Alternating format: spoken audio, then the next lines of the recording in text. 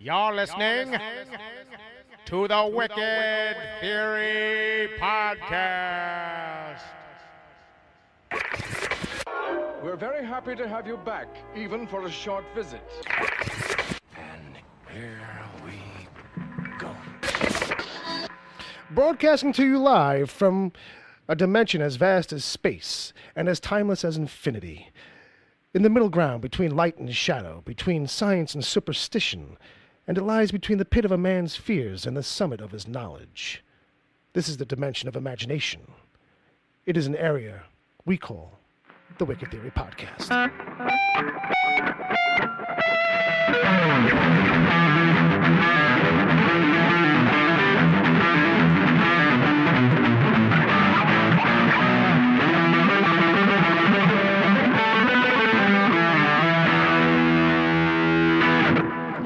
Hey, this is the Wicked Theory Podcast. I'm like your ringleader. This is the Circus of Crazy. I bring all kinds of acts and performers, and we got a couple. We got Uncle Jay. I'm here. And There- fuck you. There you go. There you go. That's basically it. And we got Brother Bob on guitar. So what are you saying? It's a circus, this place? I'm saying it's a three-ring act of a certain kind. Yeah. What's up, everybody? It's circular, I guess. No, that's not a word. I'm making it up. Circusular? Yeah, circus. Somebody else worked that out. I thought It's I beyond my- just did. Yeah, I know. I could. Circuscular. Now it's a disease, I think. So this is episode 173. This is the Wicked Theory Podcast. We're back. It's another week. X-Men number 173. It has one of my favorite covers Uh-oh. ever. Okay. It was all black. I forgot to bring him down and it a had little bit. Wolverine Yes. running with Rogue running after him. Sure. And I always loved that cover. And I always said if I ever found like a 27 by 41 poster of that, Sure. you know what I mean? So maybe you just have to make it. Yeah, you're just going to have to make it. Excellent cover. So when I hear 173, it always brings me right to... It's like, it's one of those classic covers, man. I think that's one of those classic images, right? Yeah, well, it was 83. I remember summer of 83. Summer of 83. That was this Bryan Adams song that no one wanted to hear, right? No, that's the summer of 83. No? 69. Right.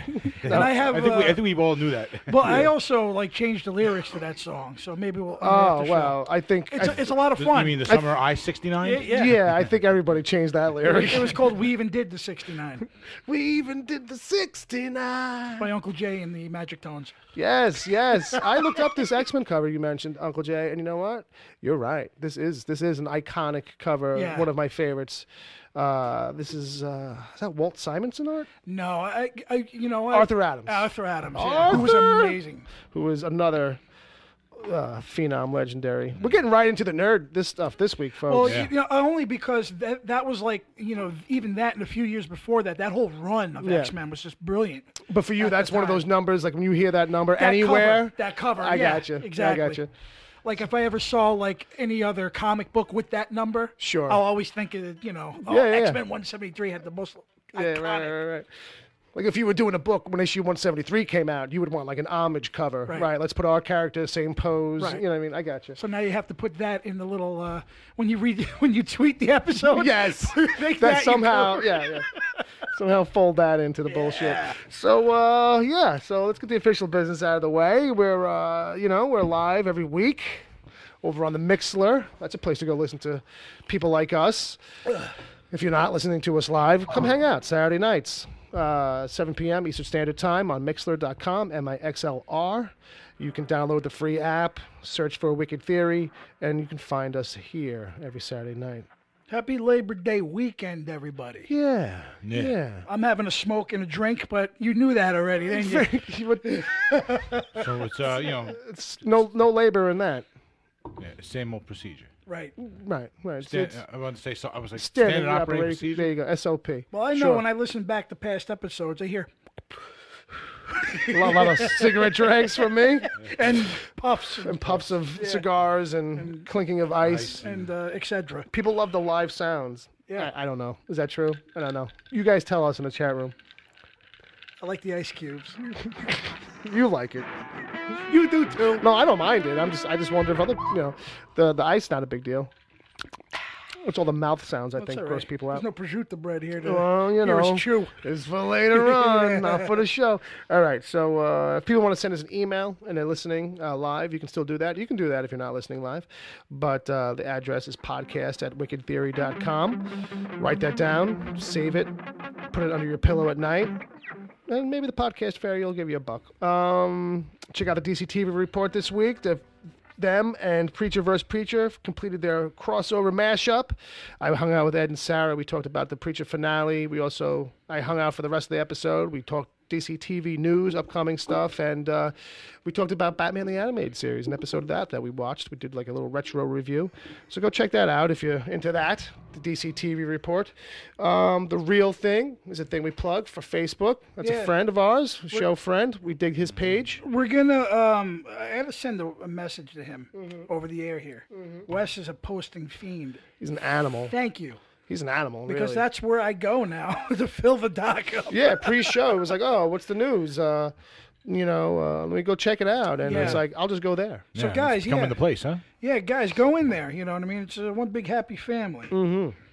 So thanks, Wes. It's kind of like your little movie Reddit on Facebook. Well, it's not just movies anymore. Now it's TV, video games, whatever you want. Entertainment. It's cool. Entertainment. Yeah, whatever's cool. Cool stuff. Like us. Yeah. We're cool stuff. You're in there. Just no porn because it's Facebook. Well, don't do that. Yeah. No porn, no terrorism. I think I might have added you in there already, Bob. I think you are in there. Well, there can be porn. It has to be a closed group. Just saying. Well, that's the side. I'm never invited into any of those, which is good. But I see a couple of my guy friends. They're always like, "Yo, check out this." I'm like, "You're watching? That's in Facebook?" And they're like, "Yeah, well, it's a private group." I'm like, Backside to the Future 3. Not Backside to the Future 3. Marty, I'm going in. All right, I got you, Doc. I'll cover you. So, yeah. We're still here. So let's see. Oh, man. Chat game? Yeah, I don't know. Who's in the chat? What do we got? I think we only got a couple of people. Well, then they got to work twice as hard. Wesley and John Zombie John. John Zombie John. You know what? Let's hold off for a minute because I had a different kind of chat room game this week. And let's see if we get another couple of people come in before I give this one out because it's a little bit more group based. Right. I don't want to just lock these two guys into doing it by themselves because it's a different kind of game. We'll get into it when we get there. If we have to, we'll just unleash it on the two of them. But this is another reason to come listen live, folks. We do a little chat room game, and it's interactive in that way. We set it up, and high tech. This would be one of those ones that we'll set it up, and then we'll finish it. They'll take it over, then we'll finish it. But that's news to you two guys. I didn't cover you guys on this one, but so let's just get right into the freaking news. How about right that? Into it? Right into it.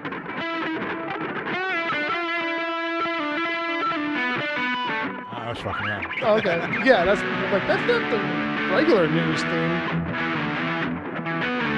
That one is news time. Because you can never have enough. I was playing around with the Paranoid League before. Is that what it was? It was stuck in there a little bit? Muscle reflex, muscle memory. So I was excited earlier this week. I thought we were going to have like this cool thing to talk about with Alec Baldwin joining this Joker movie that's being made, but he's left. He's already out. He's already like, oh yeah, I just agreed before we checked the schedules, and it's not going to work. So he was going to play Thomas Wayne. How much you want to pay me? Oh no. Can we get Jerry? You realize I'm a Saturday Night Live, right? You know something? I don't see Alec Baldwin as a Thomas Wayne either. It's a little bit of a stretch. I kind of get it, but maybe it wasn't too meaty. I don't know. I get him as a cartoon character, real life version of Thomas Wayne. You know what I mean? Like when I don't think of him as Thomas Wayne being a real life person, but more of a character of that. Okay, I see what you're saying. So if it was something a little left of center, not deadly serious. Yeah, more comic booky, more cartoony. Right. But brought to real life.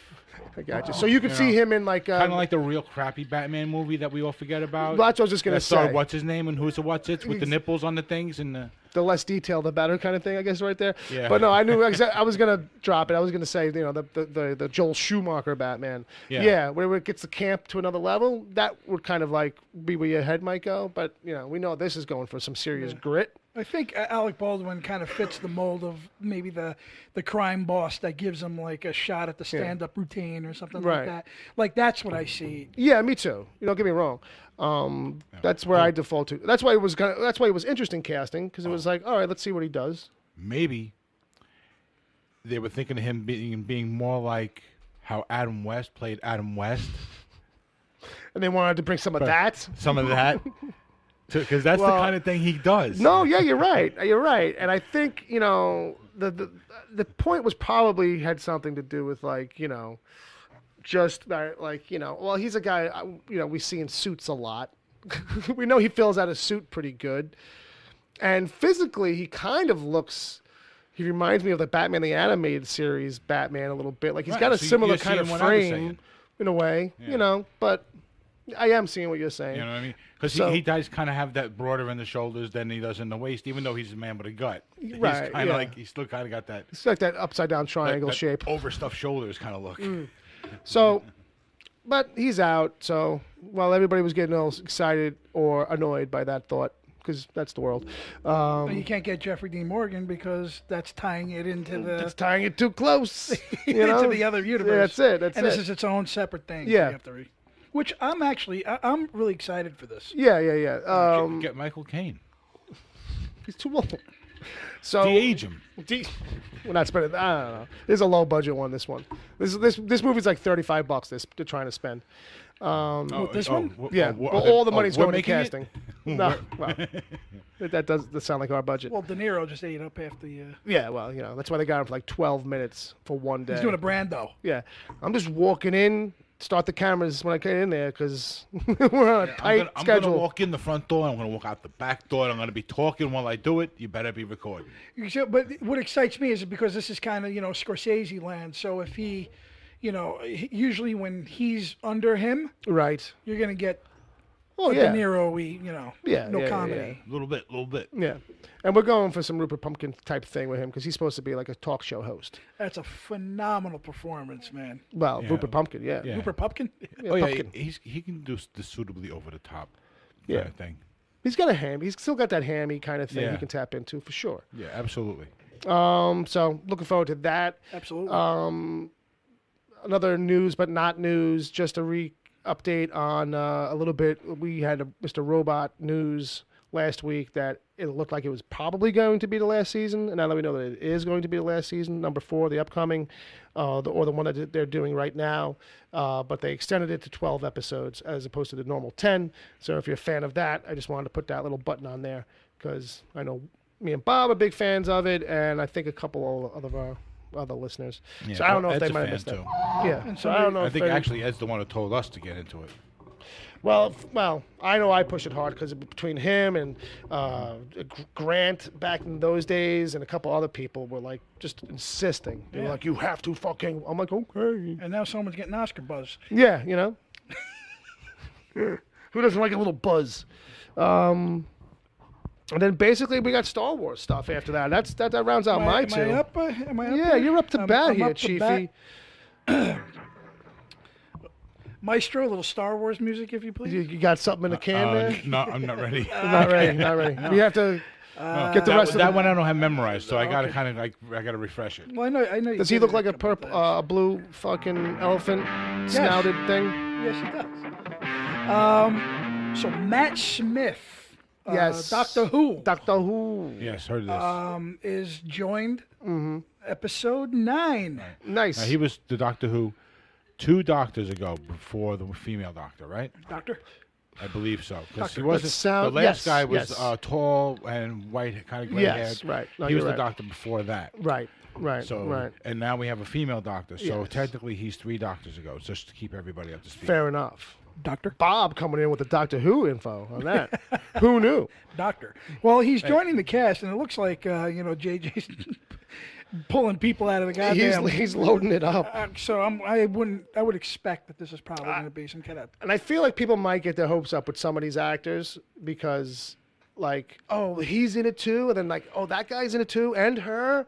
Like, and I feel like some people are just going to get like a couple lines. Like certain characters aren't going to get as much screen time as others. I hope people aren't like. Yeah, this is a serious ensemble thing from day one. So there's nobody's going to choose scenery. Yeah, there's no. Yeah. And sometimes you're going to get these names just so that they can say they've been in a Star Wars movie. You might not even see them. Yeah. You well, know? I mean, that's you, what I mean. They might Well, be that's in the true back, too. Yeah, they could be in the background in a bar scene in makeup, and you would never know it until someone points it out. Yeah, but Matt Smith, I don't think is going to be wasted probably on not. that. No, probably not. But you know what I mean? Like, come on, like we get Matt Damon as what? As A stormtrooper type of thing, right. or these kinds of things. Yeah. Yeah, like in the There's last Thor movie. Yeah, there's well in the last Star Wars movie there was the other director, Gareth Edwards. Gareth Edwards. Gareth Edwards is in the trench. He's one of those guys. Jennifer Aniston. Justin Theroux had a brief right. thing. And the thing is now, because but these guys are principals. The storyline of 7 and 8.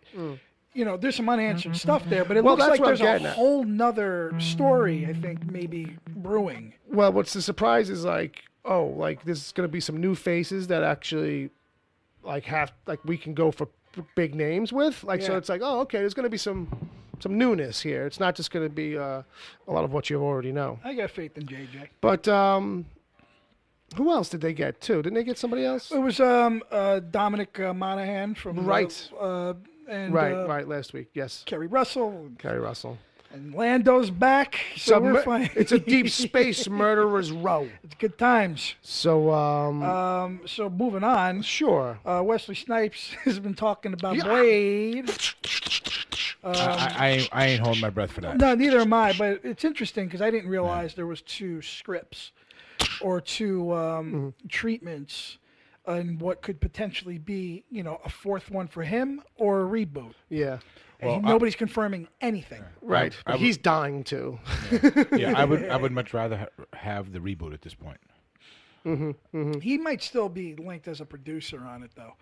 That's do you think is he still? Because I know he's got his hands on that. Well, here's the thing. I know.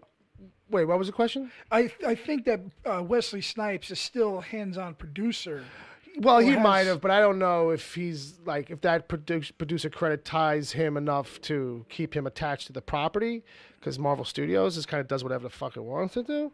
I mean, But the thing is that if they're gonna do the reboot, because Marvel has put out concept art for a reboot of a young girl who's like next generation kind of thing, his granddaughter or daughter or whatever.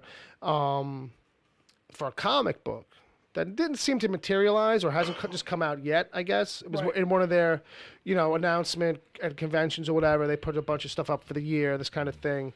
And I know there was a Next Generation book kind of thing with a girl lead that was going to come out. And I guess that's the other angle. It's like, either bringing him back straight by himself with some tale or setting up, the Next Generation kind of thing. And he can be like, Mr. Miyagi, but with fangs. Right. And soul. Right. And, some badass moves. But, yeah, because I think the thing is, why not, just start setting up something else? I mean, we don't have to go full hog. Why not have both of them around? Let him be the master, but it isn't like, let's do something different, like not kill off the fucking teacher for once. Right. You know what I mean? Or, not make it solely about the kid. Like Black Lightning on TV is pretty cool because his kids are finding out they have powers too on that show. Mm-hmm.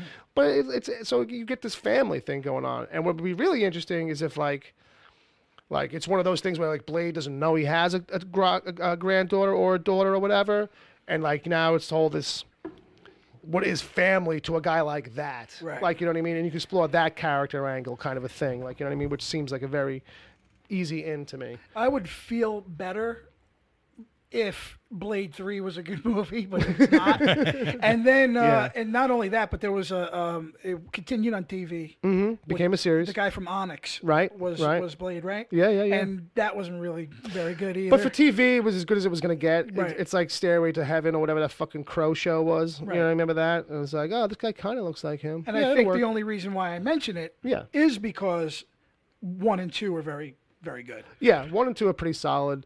3's got parts of it that are okay, but for the most part, overall, you can feel it's clunky. Killing Whistler early on was a huge mistake, I thought. Yeah.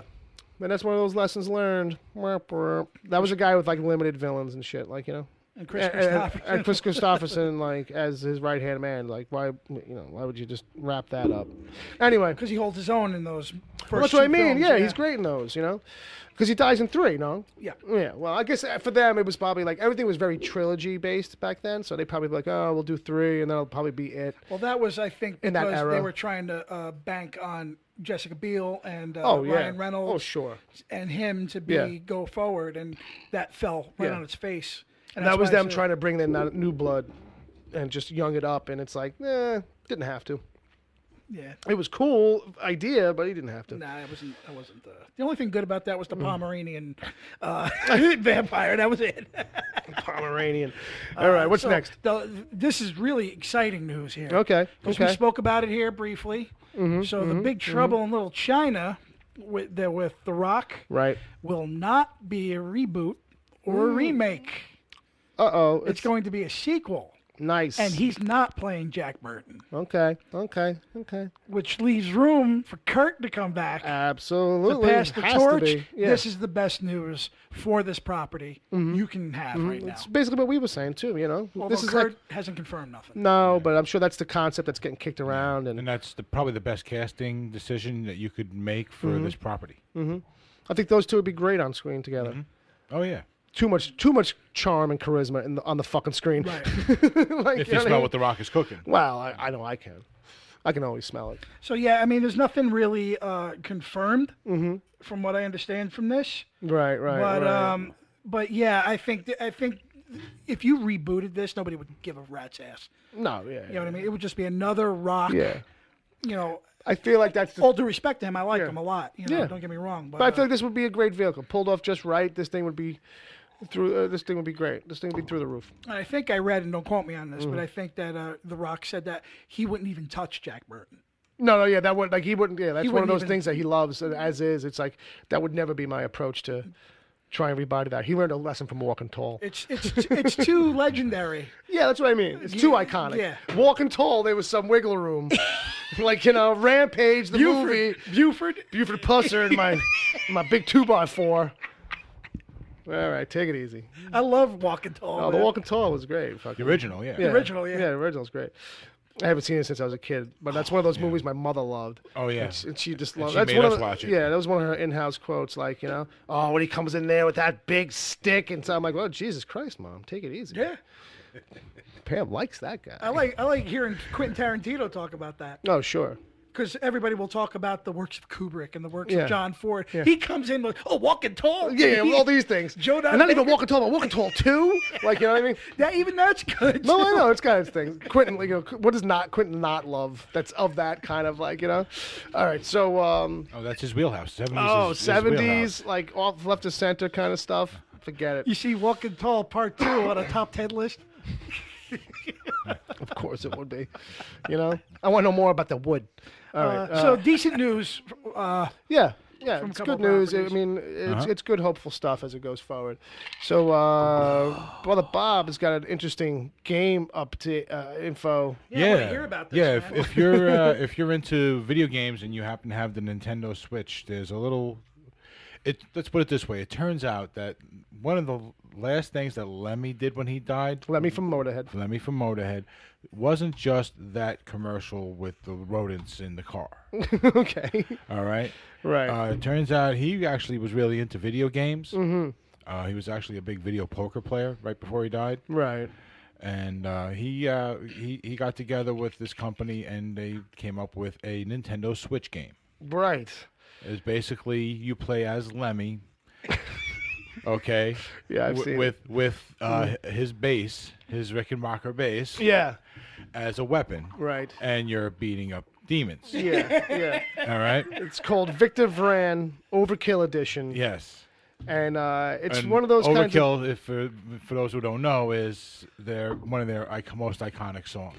So it's one of those games where it's like, at first I didn't realize it was for. I mean, the Nintendo Switch says it up front, but I was like, oh, it looks so kind of like mobile kind of style a little bit, where it's like overhead, characters are kind of small, you're running around like crazy, blowing a lot of shit up, and, and a lot of guys with the That's really the base. Switch's wheelhouse. Yeah, a lot of those kinds. It's basically it's a mobile device that you use at home too. Fair enough. Yeah.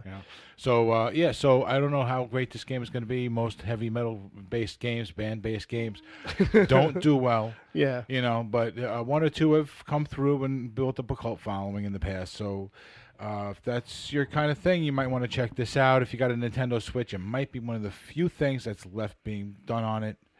That's from third parties. So so you might want to check it up. No, I don't have it. Okay. But when anything with Lemmy, I got to talk about. Bob gets Google alerts for anything that Lemmy related to his email box. Well, that's good. That's good. Yeah. I ain't no nice guy anymore. I love video games and Joker Poker. One day, he died. He basically died, according to like reading this article. He basically died like at a Joker poker machine. Pretty much. There's one they brought one to his house. Like he played from it the bar, constantly. the bar around the corner from his house. They brought it over to his house so he could play. And that's where he died. And that's basically where he died, playing Joker poker. Probably drinking scotch. Yeah. And then through an IV and smoking non-filtered cigarettes. And getting a blowjob from a 19-year-old. I got two there. All right, so one day you need to open up the after show with his opening monologue from Romeo and Juliet. Oh, Jesus Christ! Yeah, that's not a bad idea. Because he's reading, I think Shakespeare in Times Square. Well, I think we talked about this. I think you made me look it up, like in the after show.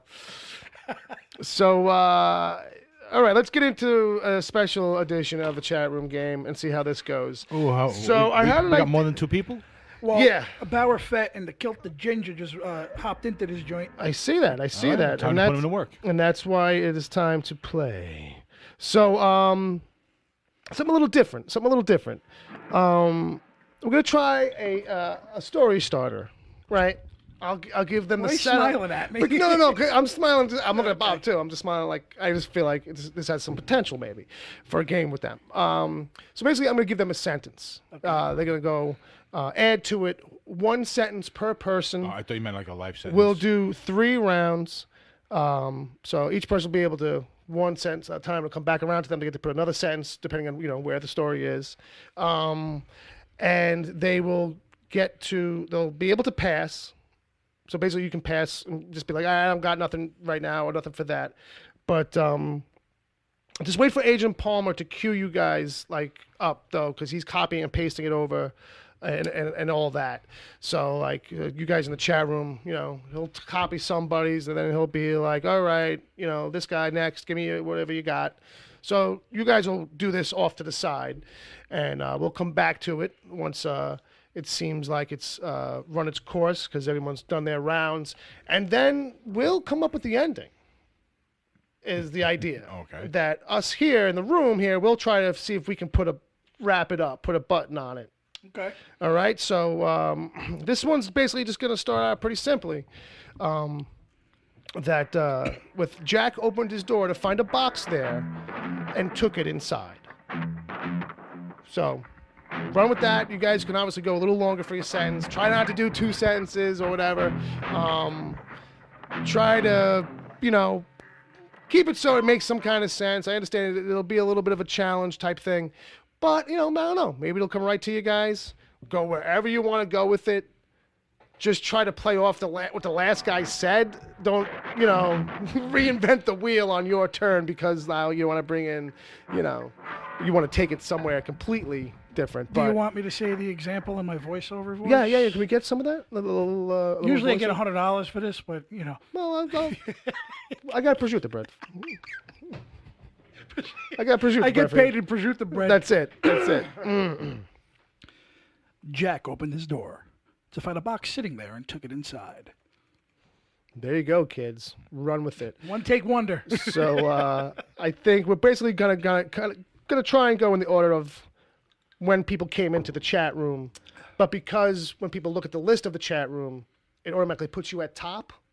So we didn't want to cause any confusion. So that's why Palmer's going to be keeping track and like calling out who's next. So to just kind of help keep it all copacetic. So you guys play with that. Woo! And we'll see where that goes. Okay. We're putting some faith in the kids out there. Can I tell know? you we're a half hour in? We got 75 hearts. Nice. 75 hearts. That's Gaskins. That's a lot of love. That is a lot of love. You know, Wesley, I had a teacher named Miss Gaskins in the 4th grade. In 4th grade. Sounds like she farted a lot. Yeah, she did. She did. Yeah, she looked like Alfred Woodard. You weren't dropping pencils and pens so you could look up a skirt or nothing, Well, right? I don't discuss those things. All right. No, he had the highly polished patent leather shoes. Fair enough. Fair enough. So, all right. I just remember seeing that in Splash, and I was like, I think 1st grade, and then doing that all the time. That was the first time I saw that. Like in the beginning of Splash, they drop the coins on the floor when they're kids. I did it in the schoolyard. Yeah, sure. As soon as I saw that in movies, for some reason I had to do it the next day. I was dropping my pencil under the desk and trying to look up girl skirts. And the one teacher, she was like, "You keep dropping that pencil. What's going on?" You know what I mean? Like, I think she knew what I was up to. But also knew that I wasn't smart enough to know why I was really doing it. Like, you know? Weren't they doing that on the set of Braveheart, though? Well, I don't, it wasn't, Hey. they lifted it up. I don't know. That sounds like Braveheart. I think And Mel will have none of that. the prince was doing that in the castle, I think, for sure. He was doing a lot of The Prince, yeah. long shanks. Braveback Mountain. Braveback Mountain. There you go. Different game. Different chat room Mel game. wouldn't like that very much. So, all right. I guess now that that's set up, we just roll it over to the meanwhile stuff, because that's a thing. That is a thing. Yeah, meanwhile. Yeah, what do we got this week in the meanwhile? Oh, man. So much good stuff. A couple things. If anybody's looking for a comic to read, I just finished the first arc of Robert Kirkman's Oblivion Song. So this is pretty good. I like the first 6 issues are out, which means that the first trade paperback is out, so you can just grab that at your local comic shop. But I think I might have talked about it when the first issue came out, but to keep anybody up to speed, basically the setup on this is that it's in Pennsylvania, and this event happens where a area, I forget about how big, but let's just say like a downtown city or whatever. It's fairly big. Transposes with the same amount of area with another dimension. So let's just say, like if you've watched Stranger Things, the upside down, a portion of the upside down comes right side up. Right. Let's just say, you know what I mean? But so they switch. So now people are trapped over on this other side. And, for us on this side, it's like those people just disappeared. And we don't know really kind of like why or how exactly, kind of, but there's a guy working on it. So this happened like 10 years ago where the story starts. And this one guy is he's traveling back and forth, finding people there, and then bringing them back every now and then. But usually by the time he finds them there, they don't want to come back. They don't trust him or whatever. They've been there for 10 years. You know what I mean? This kind of thing. And his whole obsession is really that, his brother disappeared during this whole thing.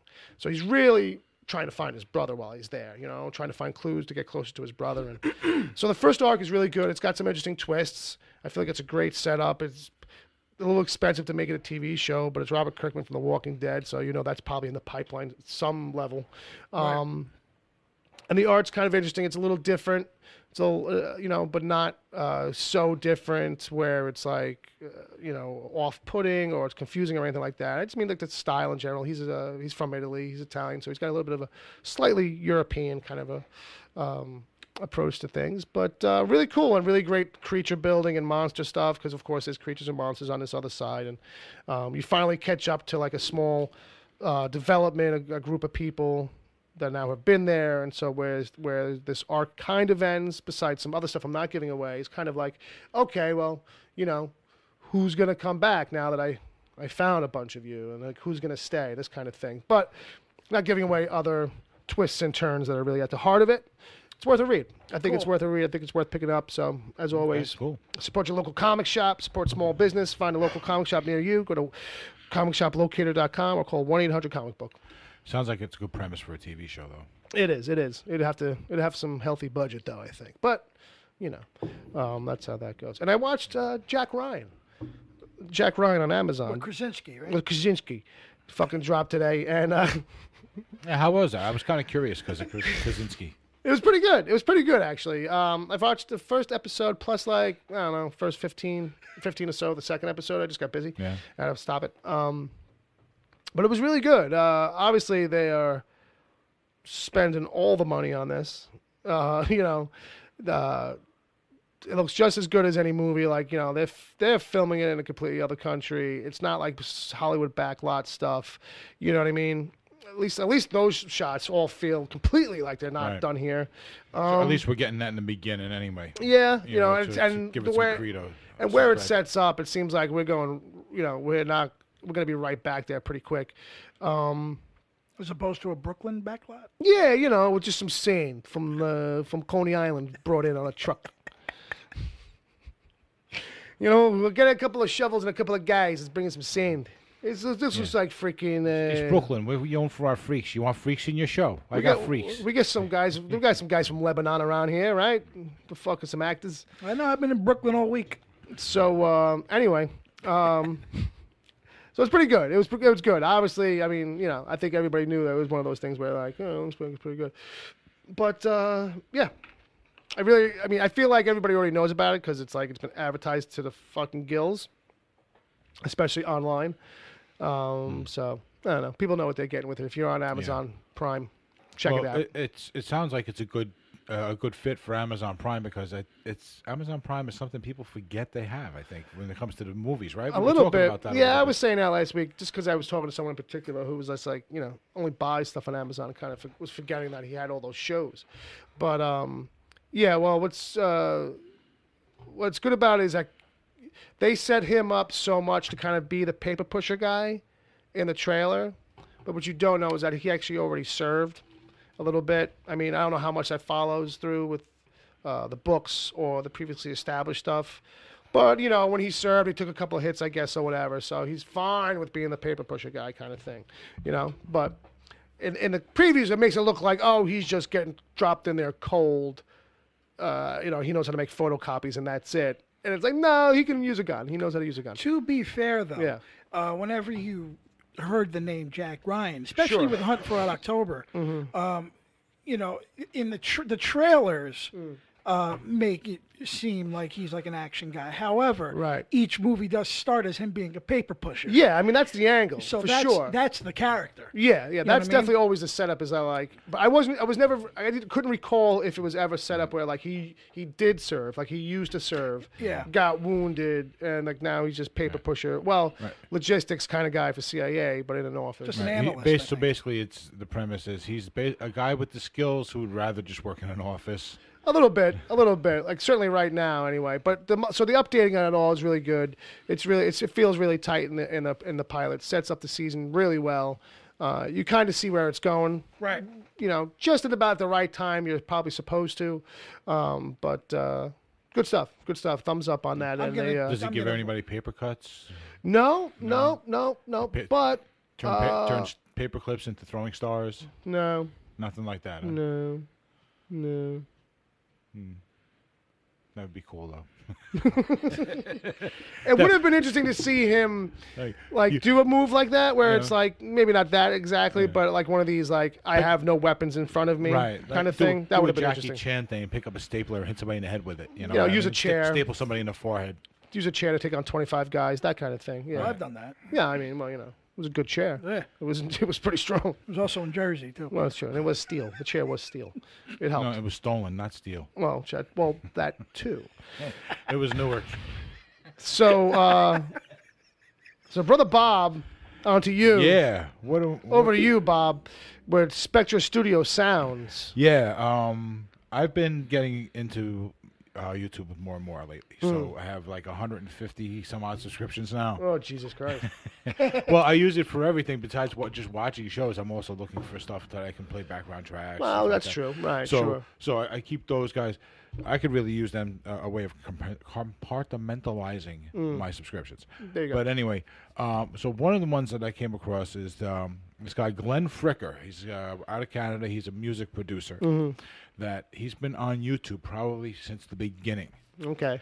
He's got I've found myself falling into a YouTube hole with him more than once. Oh, okay. He is basically Uncle Jay in a music studio. Okay. He's completely honest, totally nice guy, and he does tons of different types of shows. Okay. He does his dry stuff where he's basically teaching you how to do music recording, especially metal recording, vocal recording, that kind of stuff. And then he's got his opinion shows. He's got his viewer feedback shows. He's got stuff. So before you know it, you're sucked in and watching this guy because he is the most blunt person you're going to see. One thing in particular he did is he reviewed these Line 6 amps. Right. Okay, and I've shown Bill this video, okay? And he basically destroys it. And I don't mean physically, not yet anyway. He just destroys the amp like in the review. In the review. And in an unequivocal, unquestionable kind of way. Yeah. This is not just really open for debate. Yeah, Because he's basically done recordings with this equipment and put it next to the high-end stuff that he uses. Right. And other good equipment that should be equal to. Right. And then he's playing you clips so that you can hear that. Right. So you can hear everything side by side. He's not just saying bands. it. He's not just saying stuff. And then he swears like a sailor. Yeah, right, on top of that. On top of that. Yeah, and he doesn't take a lot of guff from jerk-off guys in the comments. No, and he's an absolute pisser when he's like that. Yeah. So he's definitely someone worth checking out. Bill, I think there's a link. Yeah, there's a link in the doc. I'm just mentioning it because I know we have a little time today. Okay. If you try the second link, people might be able to hear. Okay. You give you an idea. Just the first 30 seconds or so of this, you get an idea of what he's about. So, talk some more because you told me now. Okay, right, sorry. I didn't know you were going to want to hear it. I would have queued it up. Right. Yeah, I'm sorry. So like you get episodes like this Line 6 thing, and then it becomes its own kind of thing where he does the review. He does the one about. Tech stuff, or well, no, not the tech stuff. The listeners, the viewers, the viewer emails and viewer comments. So they'll comment on the Line 6 thing, and there's so many people out there who are like, oh yeah, I love that Line 6. What are you doing? You screwed up my. And he will rip them a new asshole. You know, and it's the funniest shit. You know what I mean? So, but then it carries into new episodes in different areas of what he does. Right. You know what I mean? So you get an ongoing story over the course of all these different episodes. Sure. Right. You know, and he's a very animated in his face. So when you're watching him and he's being blatantly and bluntly honest, you're laughing your ass off. At least I am. And you'll see why I say anyone who knows Uncle Jay is going to know what I'm talking about as soon as they hear him. Do you need me to try and find it, Bill? Yeah, well, no, I'm having a problem with Google Docs on my iPad. All right, so no, stop. I'll do it. Where's my phone? Do do do do do do do. So I'm getting a little tipsy. Because I'm not going to listen to it over a phone, over a microphone. Okay, so I'm getting a little tipsy. Yeah, he's got titles on things like they're not normal titles. It's like too stupid for satire. So that's going to be another episode where he's talking about stupid comments that he gets.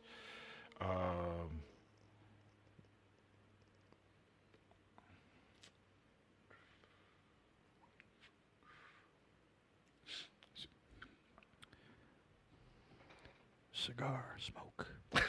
Cigar smoke.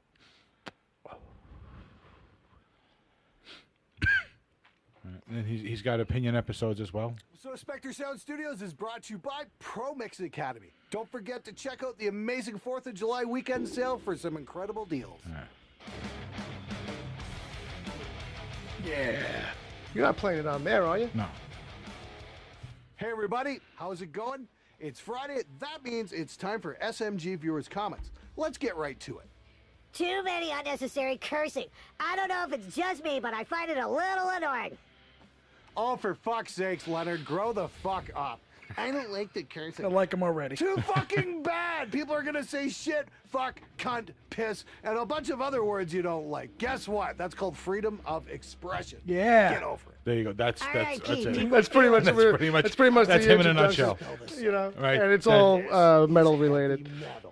Yeah. So Nobody cares about your feelings. We don't do songs about feelings. You want to talk about feelings? You want to sing about feelings? You want to listen about feelings? Go put on a Simon and Garfunkel record. This is metal. We don't have time for your feelings. We're supposed to be pillaging villages and laying waste to the earth. That kind of stuff. R.A.P. people's feelings. Seriously, fuck off. I gotta get on this show. this guy's a fucking pisser. I'm telling you. Right? Right. He's very good. So, SpectreSoundStudios. If, That's the if best you're, thing I heard in a while. If you just want to laugh your ass off, if you're looking for music, looking to learn how to do music production, he does lots of stuff like that. All sorts of stuff. He's just fun to fucking watch. The video was coming from a Vietnamese factory, and I think the guy who did the Nah, other he's actually review taking a got it break from with that Chinese question. And factory, he's doing it responsible. Very. Yeah, he does. He's talking about the bass. Yeah, he does some onboard commercials because he does have over 250,000 subscriptions. Yeah, I mean, yeah, I wasn't saying. So that. he does. So he does some of that stuff. But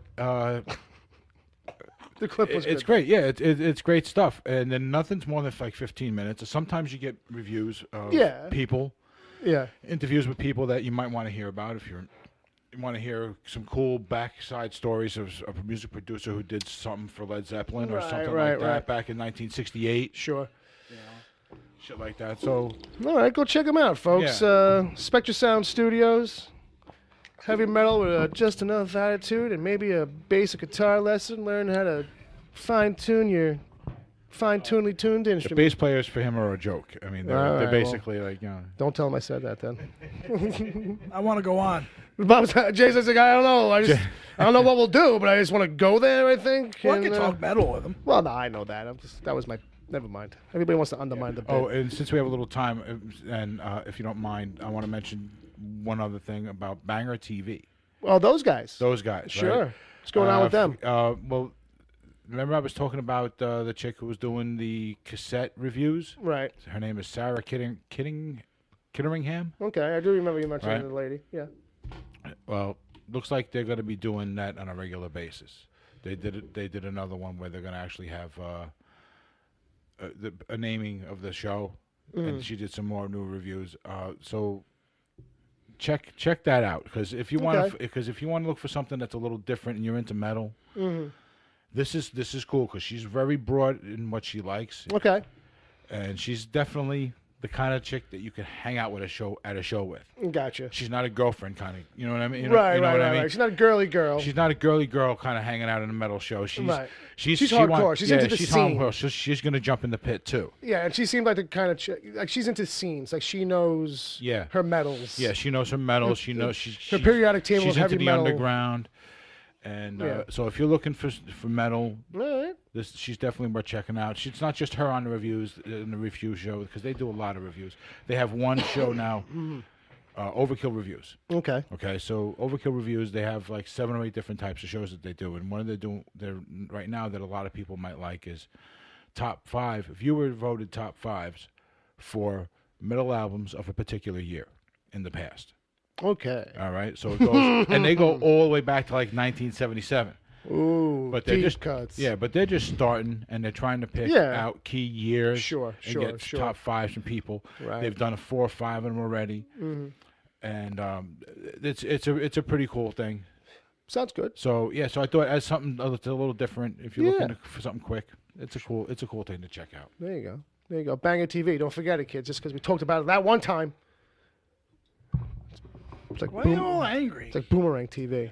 Oh, Just trying to be hardcore. and Bobby I'm sorry. Gustafson's hard at work on new songs. Okay. Why don't you just write it down and have me say it? What? Anything I want to say? My voice level gets loud. Yeah, but that's why I He's don't. the pro now. You know. Well, that's why I don't. And it comes off a little, Yeah, I don't want to scare. I don't want to scare anybody away in the chat room. What's the point? I don't want them to leave. There's some metal fans in there. John Zombie John is. Are we talking about metal or talking about what you were just talking to me about? Because now you just changed it on me. I'm talking about everything. You said that I should give it to you to do voiceovers, and now I say one thing, and then you're like, yeah, heavy metal. Like, what? No. Yeah. Correct. Apples. Testicular fortitude. Exactly. Oh, boy, oh, boy, oh, boy, oh, boy. Couple $2-3. Brainstorm, Jay. Oh, yeah. Good times. Remember that one? Oh, yeah. Natalie Wood's last movie. Yes, it was. Christopher Walken and fucking Robert fucking what's his name killed her that night. I like it. I want more. Now, there's a Blu-ray came out, but what was cool about it, because I haven't seen it in a while, Right. but they fixed something. That movie was shot with different aspect ratios. So if you went to the movies to see that in '83, Right. most of the film is shot in mostly in a square, Mm-hmm. and like a 167:1. But everything that has to deal with the fantasy and deal with the recorded images Right. was all shot in 70mm. Right. So basically, you would see a square, and then when you go to that, boom, it fills the whole screen and hits you in the face. Mm-hmm. So if you had a DVD of that, and it's not anamorphic, so on a 16:9 TV, it's all fucked up. So now they put out a Blu-ray. So now they put out a Blu-ray that fixes that. Right. The only thing is that since it's a 167, it's going to be like a letterbox, so it kind of looks like a square within your screen, and then all of a sudden, boom. But I'm telling you, it was like watching a different film. Oh wow. Okay. And some of those scenes, and they redid the audio and everything. So some of those scenes really hit you. You know what I mean? Especially with the remaster on it and everything. Face. And I had spoken about Brainstorm a couple times on this show. Because I was always taken with the fact, and then when I was watching it, I was actually sitting down thinking about something. The fact, you imagine, like, if you're dying, and you're actually recording what happens after. Right. So it's still to this day, 30-something years later, 35 years later, you're actually, it's a tape that's like, well, that explains what's going to happen when you die. You know what I mean? It's just great. You know what I mean? It's a lot of heavy stuff. So the thing is, it's dated, and they're still using some kind of tape, a reel-to-reel kind of stuff. You know what I mean? But I think that this would be a good film if they... This would be a good remake. Well, it's one of those ones that, like, you give it time, it's gonna happen. Right, but at the rate they're going. Because I was coming up with some ideas of my own watching it. Like, here you go, rewriting the the fucking movie now. No, just like have an idea to write a script, because we spoke about Stranger Things. Sure. That's the technology, same technology, except they brought it into the future a little bit. And I always said there's a tangential their sequel and predecessor kind of a thing. But if you get a chance, if you're a big film fan, if you're like Blu-rays, this is a nice one. And some of those scenes, man, and the idea behind it is still kind of genius, I think. So what kind of any crazy extras? No, but the fact that they actually fixed something. Well, yeah, I mean, that seems to probably be the big thing that they, for years, were probably crowing about. Like, you guys got to straighten that out. Right, but the thing is also, whenever somebody wants to see an extra about that, they're going to want to know what happened to Natalie Wood. Well, here's the thing. Because that's never been solved, really. Well, here's a segue for that. There's a podcast that kept on coming up in my suggestions. I forget what it was called. Something the final days of Natalie Wood or whatever, but it wasn't too bad. Like, it's still running. I think we've just gotten up to the night of.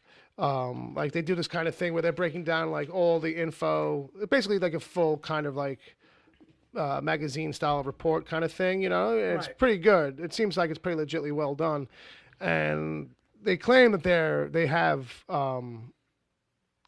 A journal of hers, a diary that was never really kind of, no one's ever read from before or anything, and they're taking excerpts from that, from moments at the time and stuff, talking to her family and shit, like presently, you know what I mean, all this kind of stuff. So it's new interviews, it's all this new stuff, and it's like, it's pretty fucking scathing how much they come down on Wagner in a way. Well, the thing is this, but seems like, he was known to be a jerk. it was hinted at that Walken and her had an affair during that. You know what I mean? And the thing is, she was scared of water.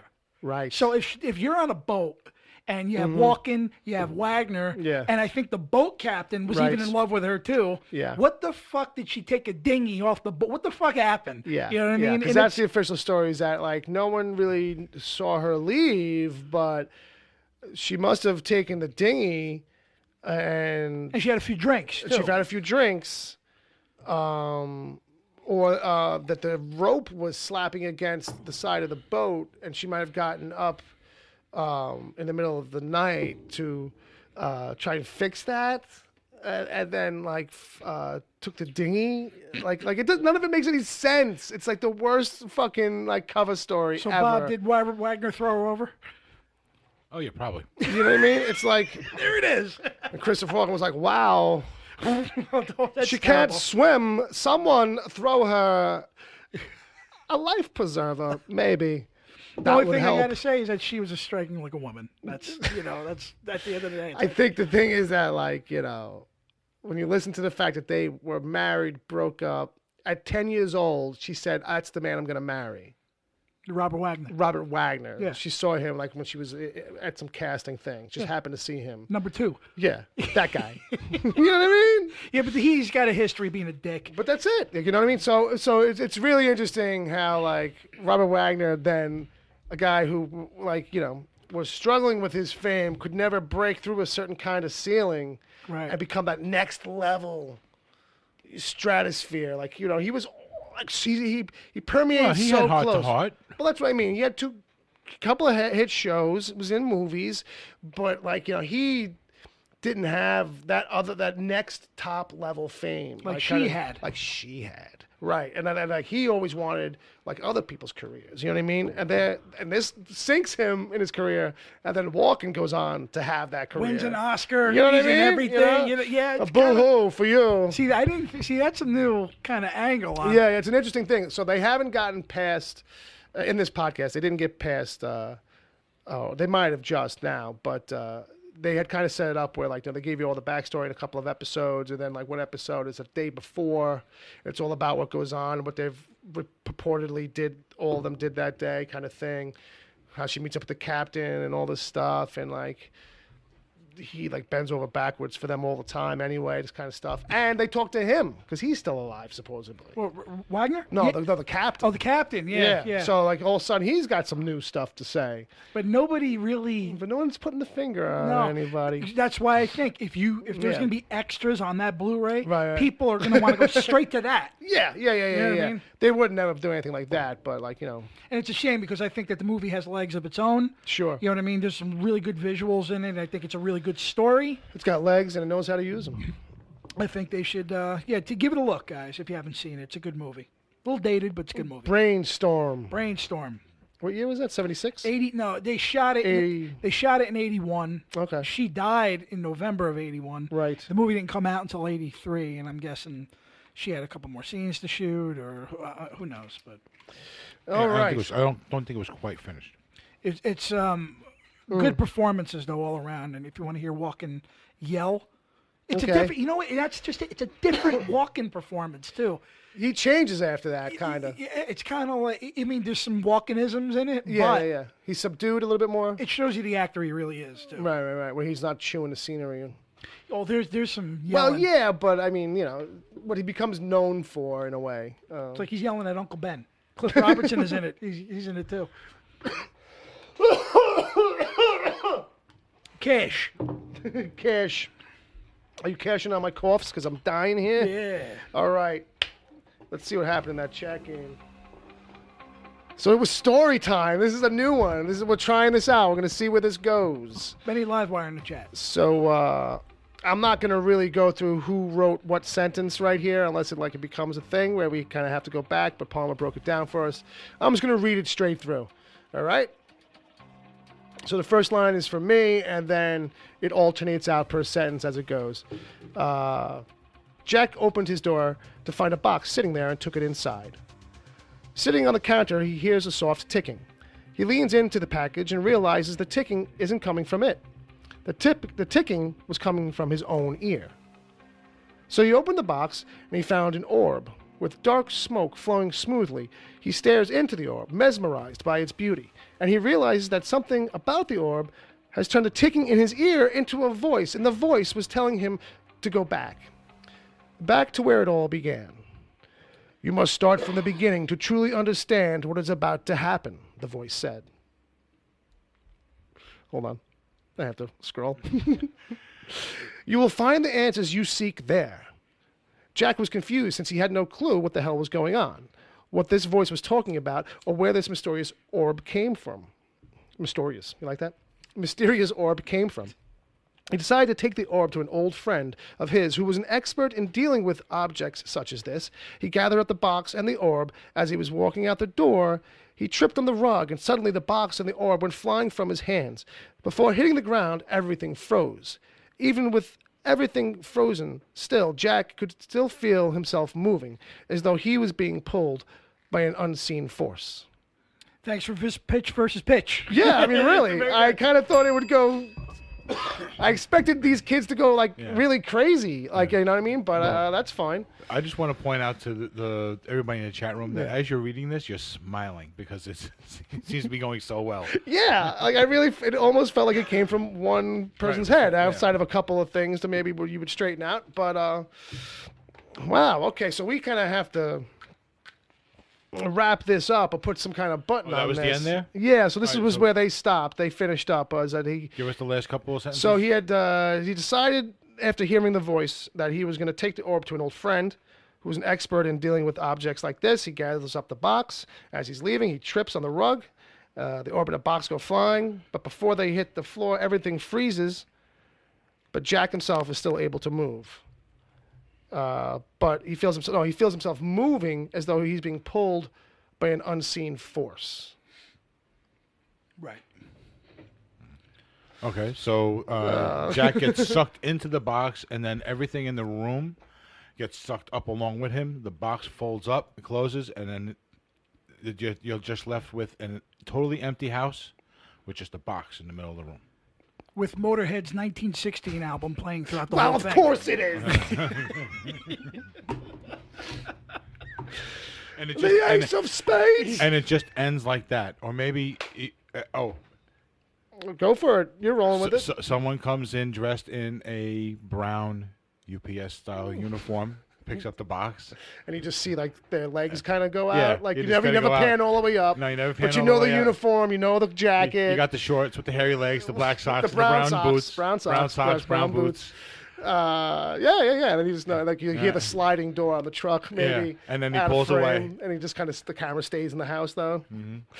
Maybe you see just a name on the side of the truck. It's not really a UPS truck per se, but right. Some kind of mystically oriented name. Right. You know what I mean? Right. Wizard delivery. Magic box delivery service. Right. I'm good with it. Cash. I'll watch that short film. That definitely sounds like an episode of The Twilight Zone. Yeah, it's definitely got something like that going down, especially if the whole thing just folds in on itself. I can't wrap my head around it now. Bob put a fucking bow tie on it. So, yeah. Well done, guys. I really kind of expected the people in the chat room to kind of... Very nicely done. Misbehave with this one. Ain't misbehaving. That's the truth. They wasn't. They ain't misbehaving. Yeah, no booby jokes or anything no booby like that. jokes. I mean, don't get me wrong. It got a little nerdy there. It got pulled in some sci-fi elements. I'm very proud of the crew there. Yeah. They worked in tandem. As far as I know. I don't know. It might actually be a writer's room one day. Oh, boy. Now all we have to do is animate over that. Yes. That's it. Cobble that together. Well, you're the video guy, Jay. Not the animation guy, though. Not the animation guy. No. You get stick figures. I could barely do that. Stick figures and a camera. We could do that. Old school it. That's all we got to do. That's old school. Just do stick figure animation. That's a big hit. It's a bet. There's nothing in here. Yeah, man. What the hell? You want a little pipe? No crack for me. I'm on a diet. It sounds like he's going to have to take a walk to the store. And you and I are going to be filling in. Yeah, baby. Yeah. We're just going to be playing Motorhead albums. Yeah, we could do that. Ace of Spades. Ace of Spades. Loving like a reptile. Jesus Christ. All right. Enough. Although that Bomber album is really damn good. We got emails. We got voicemails. Just emails. Just a couple emails. Few? Just a couple emails. Two. This one is from Wesley. Dear friends. He says, hey, you gentlemen. Due to Nickelodeon starting a streaming channel, I thought of this question. If you were to create a nostalgic web page, what would be on it, including TV, movies, games, etc.? And if I don't see you, good afternoon, good evening, and good night, I think we already do that every week. But I think he means like you would put them up and people could watch them from your hub. Like if you were to curate, which is an interesting idea. You know what I mean? Like say you would then have your own mini channel in a way where it's like, here are all the songs I like, and you can listen to the whole song. Here's all the movies I watch. You can watch all those movies. That would be like your own personal web page and the things you like and sharing with the other people, basically. Yeah, but instead of just telling people about it, it's like here's just a link to it, or it's in a player. It's like having your own personal Netflix for everything. Well, isn't that like what Spotify does already? I mean, you would for music. It's just for music. Yeah, but you would basically just have to take everything that is your YouTube, and your Facebook, and Spotify, put it all together. And well, that's what I'm saying. One streaming service. Yeah. What would you personally put on there? Yeah, basically he's just asking you what's your favorites. But if it was a thing where you could put out TV, movies, games, etc. I don't know. I think it's a not very well refined question. Well, okay. Let's start music with me. It would be first 5 Metallica albums. Yeah. Every Megadeth album. Right. Probably all Testament albums. So what games? Most of Slayer. Pitfall games. I would have to be current. Just go current. Yeah. Whatever. Let's see. What was I talking? Movies.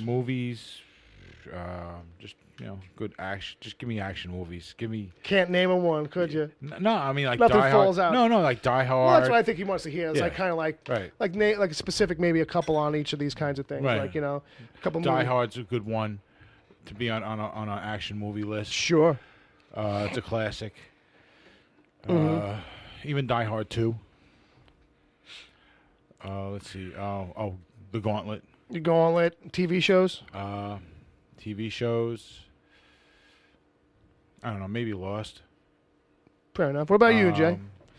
I think All it would in the be Family. All in the Family. Yeah, absolutely. In fact, I would probably try to do one of each genre.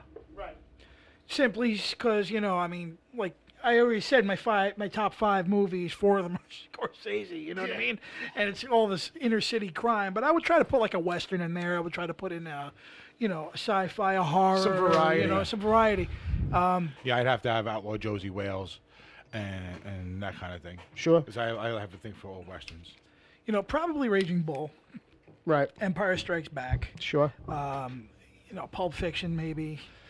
Yeah. But he's saying think nostalgic, but I think we're hitting that. But I think that I would try to also say, look, there's the norm. Yeah. Try this. Right. Sure. You know what Bill. I mean? It's more about exposure for you. Citizen Kane for you, Bill? Maybe. I don't know. But yeah, I think I would, Pulp Fiction for Bill. Yeah. Like All in the Family, maybe. I would definitely. Right. Or stuff that meant a lot to me that nobody I would put some Saturday morning cartoons in there. There you go. Because I feel that's a good call. That is probably something that should be returned. Something and that brings up old school martial art movies. Yeah, too. even that. Sure. You know what I mean? Oh yeah. Even just the whole television curriculum. You know what I mean? Like on a Sunday, do this, or on a Saturday, do this. Watch Saturday morning cartoons. Watch some kung fu theater. Today's recommendations. Watch some science fiction theater, and then end it off with a movie of the week. There you go. You know what I mean? And experience what we all grew up with old school. Because I don't think not having Saturday morning cartoons says something. Yeah. Even if they were just going to take all the old Saturday morning cartoons for like 30 years. Right. Mix them up and throw them on. See what it does. Yeah. Dude, you know what I just realized that we're talking about doing is already available. All you got to do is a program like Cody. Yeah. That's pretty much. It's pretty much you just that's all they do is like put links to their stuff, the stuff that they like. But the only thing missing with that is the fact that even the commercials of the time, even like you really don't see toy commercials anymore. No. Or Well, I anything mean, like don't get that. me wrong. Hello, Toys R Us died. We may not be watching where they're airing the cartoons, but you're right. On regular networks, it's not there anymore. The cartoons now are specialized. You have to go to a special channel now to like watch kids stuff if you're a kid. Right. Like, you know what I mean? Like, you can't just. I mean, granted, the landscape has completely changed, but like you couldn't just turn on your TV and flip through the main basic channels from 2 down and just see a bunch of cartoons on a Saturday morning on every channel. Like, Right. now it's just like, no, it's specialized, it's niche, it's kids. All their advertising is probably bombarding in those channels. Like, you know what I mean? The only Right. time you're going to see toy commercials as adults now You'll is like s- during Christmas season. I think there's a couple of cartoons that come on like Channel 4, Channel 2, there's NBC or CBS on a Saturday Not morning. even. But they might not. I haven't been up that early at home Yeah. to even know. But I think they're pretty much dead as far as that Yeah, goes. I think those are completely gone. But that's what I'm saying. I Yeah. think that it gives kids a reason to watch it, because it's whatever what I just said Yeah. is better than what's airing now. But I don't think you would know that because, I mean, you don't watch Nickelodeon or Nick Jr. or Disney Channel. You know what I mean? Yeah. No, And here's the but- thing, like Disney XD is yeah. for boys basically, and that is nothing but Avengers cartoons. Like it's like 4 different shows that can increasingly like get for older kids as the day gets later or as the lineup changes. Like there's like an Avengers whatever that's like for little kids, and then there's like Next A, and then Yeah. there's like, you know what I mean, But which is even an that- interesting thing. But you have to have Disney Channel. But you see, even though that Yeah. back then you had like top comedians bringing stuff too. Like you had Richard Pryor had his own thing for a little Oh, while. yeah, remember that stuff? Pee Wee Herman. Yeah. You know what I mean? So and nobody's really doing that anymore. Yeah, You know what probably I mean? a good thing that Louis C.K. never got his own cartoon. No, but No. Richard Pryor was controversial Sure. at the time, and they even gave Stop him bringing your kids in. I'll fuck them up. it was Pryor's Place. It was Yeah. called Mr. T and shit. I Then you mean, had Picture Page. yeah. Well, that was Bill towards Cosby. but that was towards the end of his career anyway. Richard Pryor doing a cartoon. He had a good 10 years. Yeah, but that's definitely like at the point where like he's like, all right, I'll sign anything. Hope I'm funny. Yeah, It was money. yeah. Well, that's what I'm saying. You know what I mean? Like I so don't- many of those cartoons were just like, oh, you guys want to give me that? Yeah, I don't give a But shit. it wasn't. Yeah. It wasn't something that I think he did it because he needed the money. He was still belting out films. Right, sure. I mean, he At was that still point. working. Yeah. But I think all in all, it's one of those things. You know, it's definitely one of those things. Like you're where- really funny. Why don't you do something for kids too? Yeah. That's what I think that was. Right. Well, that was why he did the movie The Toy. Well, to a degree, for sure. I mean, that was definitely like more mainstreamy, kind of like trying to make me acceptable. Fucking Yeah, Jackie well, Gleason. he played a rich kid's toy. Yeah. Well, yeah. If you have never seen that, kids, that's a good one. But that's also That's like a heartwarming thing. not only that, but it's also like a dream pairing of 2 iconic comedians. Well, yeah, doing that yeah, too, and it's sure. Donner. It's Richard Donner. It's Richard Donner Yeah. directing Richard Pryor and Jackie Gleason as the little kid's dad, and Jackie Gleason is so rich. He's like, I'll buy you anything in this toy store. Anything. What do you want? He's like, I want him, Dad. And he points to the black guy who's Right. funny. And he's like, what? All right, I'll do it. And that's pretty much it. And shenanigans ensue. A lot of fucking around as like little kids. Like he becomes a little kid. It's actually pretty good. There's a lot of good Yeah. adult jokes in there. Oh too. yeah. Probably Yeah. stuff Yeah. that like I should watch it now because like You wouldn't have caught it when you were I wouldn't have younger. caught it, and I probably don't even remember half of it to begin with. I like the fact I that think there's a scene in it where he's like sitting among a bunch of dolls and stuffed animals and stuff. Yeah, he's, like, hiding or something. Hiding or something. Like they do the ET thing. Yeah. I like the fact that Jackie Gleason's domino set keeps going off. And at certain point, you don't see it anymore. You just hear it going off. right. It becomes that punchline where it's just off camera. And you hear them go. Like he comes running in or something, and he's like, "What?" And it's just like silence, and then they're all falling.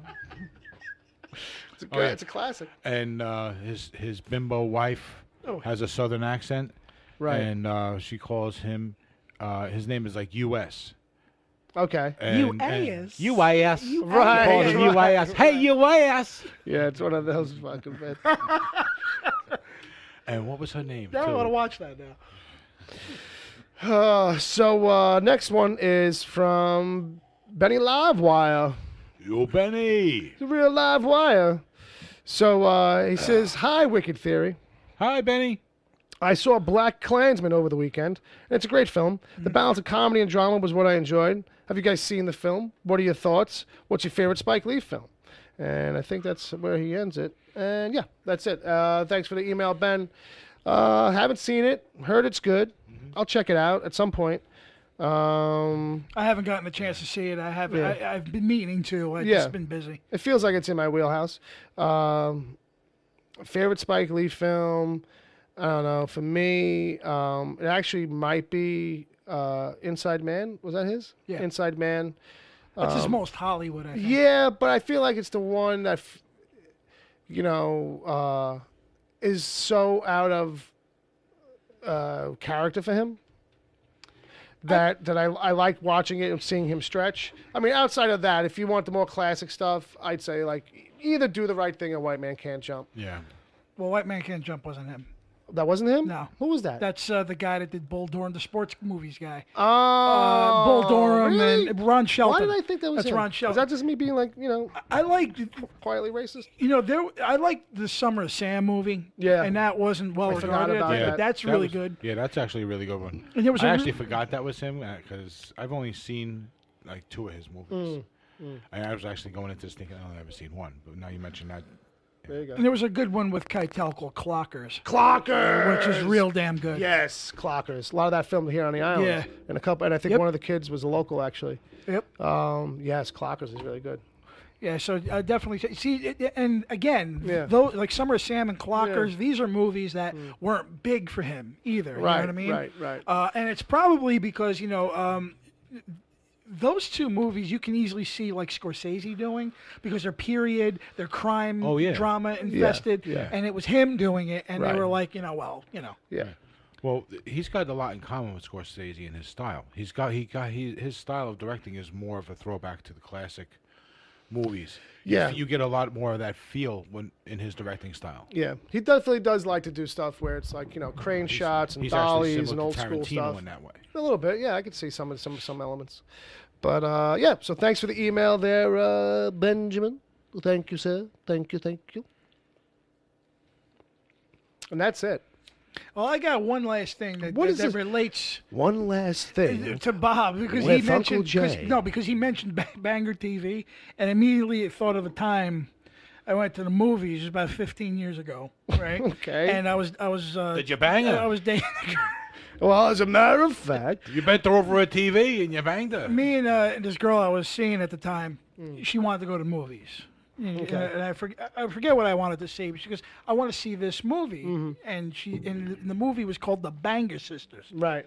Now, The Banger Sisters was basically it's it's 2002, I think. Okay. And the thing is that immediately I'm like, this is a chick flick because it's Goldie Hawn and it's Susan Sarandon.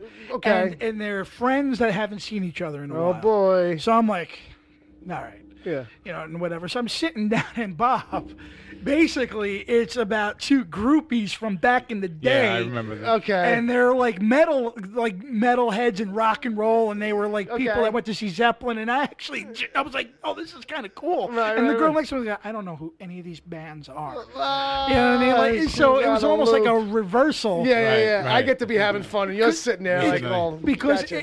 it really is like Goldie Hawn unhinged when she can get really kind of yeah, kooky and crazy, crazy. and Yeah, Which everything. is when she's actually at her best. Yeah, Right. some of her absolute best. And she's never left the life. And Susan Sarandon had a couple kids and everything, Right, and she's so straight-laced and raised her kids right. Right. And then Goldie Hawn's like, "Are you kidding me? Your mother blew Jim Morrison one time." You know what I mean? So it was. I know a lot of like metalheads. That's like the. that went back in? Yeah, that's in. It's almost like the exemption Right. of a chick flick that they'll put on their. It's fun because it is fun, but it just reminded me. It was the Banger Sisters. Yeah, I never saw it. I never and saw the it. title is literally. It's a description and a name. Like, Right, yeah. I got you. I got you. Right, 'cause Is they it were bangers their and like? they were like, you know, the groupies. Was it their real name in the movie though? They were like that no, was I like their don't- last no, name. they Or was it were like friends. they were like a nickname? They're they like got? they're like groupies. You know what I mean? Right, but I mean, like, are they literally like Gina and Marsha Banger? No, That's just like no. their nickname, That's or who that's they the were, title of the movie. because they banged all these Right, metal guys. It was a title. back in the day. It was a title of the movie and a title they had earned. Right. Gotcha. Right. Gotcha. And you know, like Goldie Hawn's working at a rock and roll shit show and everything. I was like, this is cool. You know what I mean? I feel like that's my life. It's a rock and roll shit show. You seen it, Bob? Have you? No, I remember seeing the commercials though. Yeah. All right. I had no clue. I had no clue about what it was, and I went in there like, Yeah. Let's see what this is. yeah. Pleasantly surprised. There's a recommendation, kids. And also, I was wondering why Yeah. there's like these 6 foot like roadie dudes, guys with tattoos. Right. Where is this going? Yeah, exactly. Yeah. Where is this setting up? All right, so that's gonna wrap it up. If you're listening live, stick around for the after show. That's Got 10 where. minutes. Yeah. Well, we're at the end of the episode. I'm a little tipsy, so. Yeah. So this all gets folded into the back end. This extra time. This is why people should listen live. Yeah. If you're hanging out, listening live, stick around. We'll be back in a minute.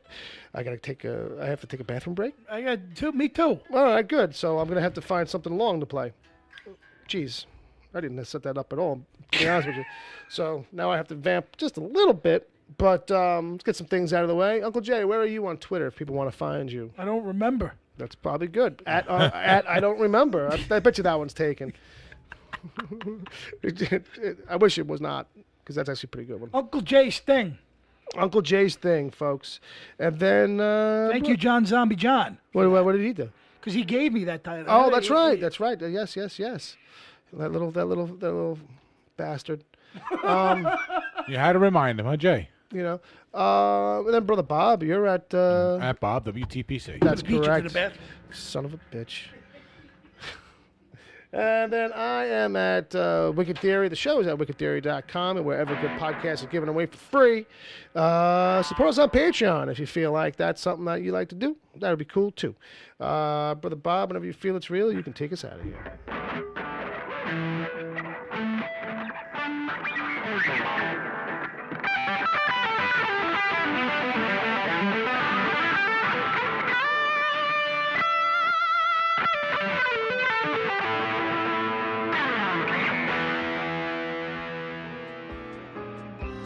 The Wicked Theory podcast is heard live every Saturday at 7 p.m. Eastern until whenever. Just go to mixler.com/wicked-theory. Mixler is MIXLR. Sign up to join the chat. Then click the follow button to get reminders whenever the show goes live.